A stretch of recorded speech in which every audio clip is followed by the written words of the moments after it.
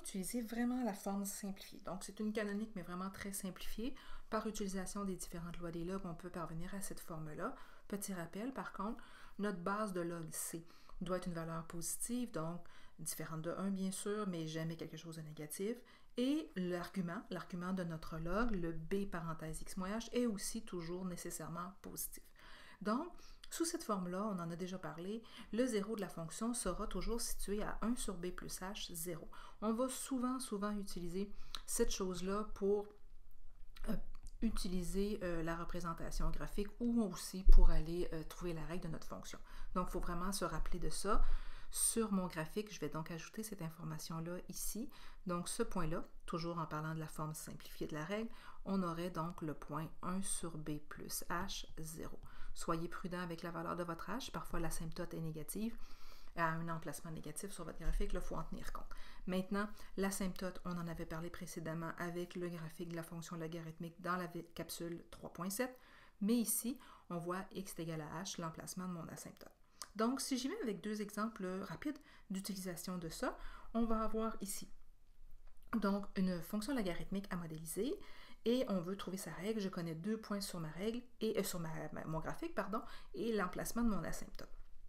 Donc, le fait de voir l'asymptote, ça m'assure que la valeur de mon paramètre h sera égale à moins 3.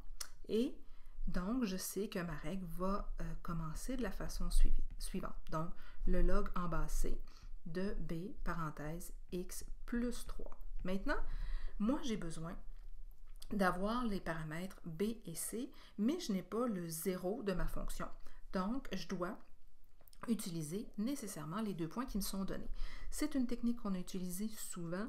On va continuer d'utiliser ça. Donc ici, là, ça veut dire qu'on va devoir utiliser chacun des points séparément. Donc si j'utilise d'abord le point moins 19, 1,5, dans cette règle-là, j'obtiendrai 1,5 est égal au log en base c de b, parenthèse, moins 19 plus 3.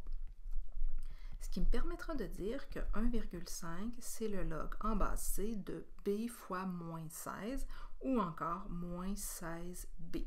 Puisque multiplication, là, je peux écrire ça comme ça. Maintenant, il faut se rappeler que ça, c'est l'argument de mon log.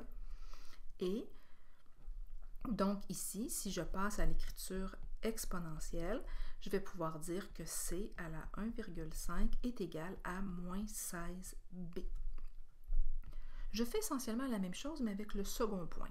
Je connais également le point moins 4, moins 0,5. Donc, si j'utilise ce couple-là dans ma règle que j'ai commencé à déterminer, j'aurai le log en base c de b, parenthèse, moins 4 plus 3.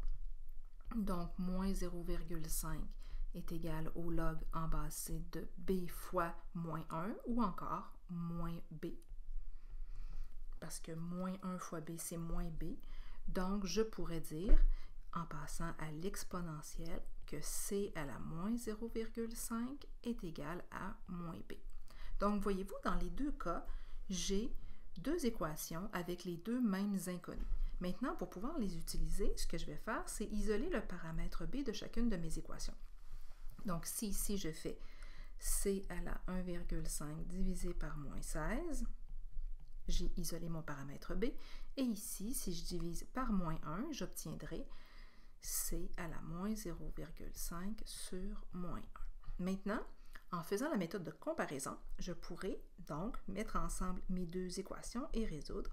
C à la 1,5 sur moins 16 est égal à C à la moins 0,5 sur moins 1. Donc, qu'est-ce que j'ai? Je pourrais dire que je peux mettre ensemble, donc à gauche, mes C en allant diviser par C à la moins 0,5 et envoyer mon moins 16 à droite en multipliant. Donc, j'obtiendrai moins 16 sur moins 1 et C à la 1,5 sur C à la moins 0,5. Maintenant, par utilisation des lois des exposants, j'obtiendrai C à la 2, parce que 1,5 moins 0,5, ça fait 2, est égal à 16. Donc, C est égal à 4, en faisant, la racine carrée, bien entendu, de ce terme-là. Donc, C est égal à 4.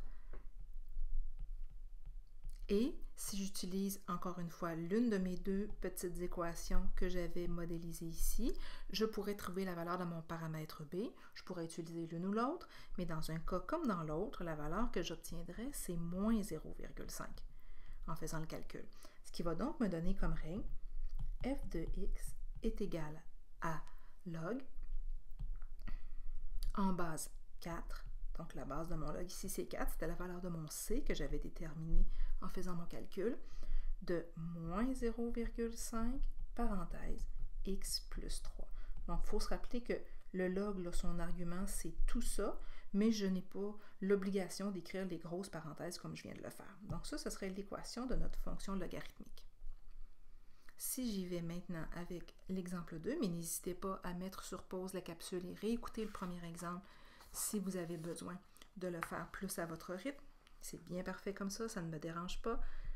Ici, je vois très bien mon asymptote, donc je vois ici que mon h sera égal à 1 et fort heureusement, ici, j'ai la valeur de mon 0, donc je vais aller utiliser ici la petite équivalence 1 sur b plus h, 0, pour déterminer la valeur de mon paramètre b dans quelques instants. Donc, commençons tout d'abord avec la valeur de mon h placé dans ma règle. Donc, f de x est égal au log en base c de b, parenthèse, x moins h. Ensuite, comme je le disais, puisque je vois mon 0, je vois le point 1,50. Ça me garantit que le 1,5 en tant que tel, c'est ce que j'ai obtenu en faisant 1 sur b plus h. Donc, 1 sur b plus 1. C'est ce qui m'a donné mon 1,5. Maintenant, pour avoir la valeur de mon 1 sur b, je vais isoler ce terme-là. Donc, je vais faire 1,5 moins 1, 0,5. Et ensuite, c'est comme si j'avais ça sur 1. Je fais un petit produit croisé et je détermine la valeur de mon b. Ici, je vais obtenir 2. Ça va? Donc, je sais que dans ma règle, la valeur de mon paramètre b, c'est 2 et la valeur de mon paramètre h, c'est 1. Ça me permettrait donc d'écrire une version intermédiaire, disons, de ma règle, le log en base c de 2, parenthèse, x moins 1. Maintenant, pour trouver le dernier paramètre, qui est le paramètre c, je vais utiliser l'autre point que je connais de ma règle, donc 5,5, 2, et en utilisant ce terme-là, ce couple-là dans ma règle, je vais pouvoir déterminer mon paramètre c en faisant 5,5 ici moins 1. Donc j'ai 2 est égal au log en base c, de 2 fois 4,5, parce que 5,5 moins 1, c'est 4,5. 2 fois 4,5, ça me donne 9.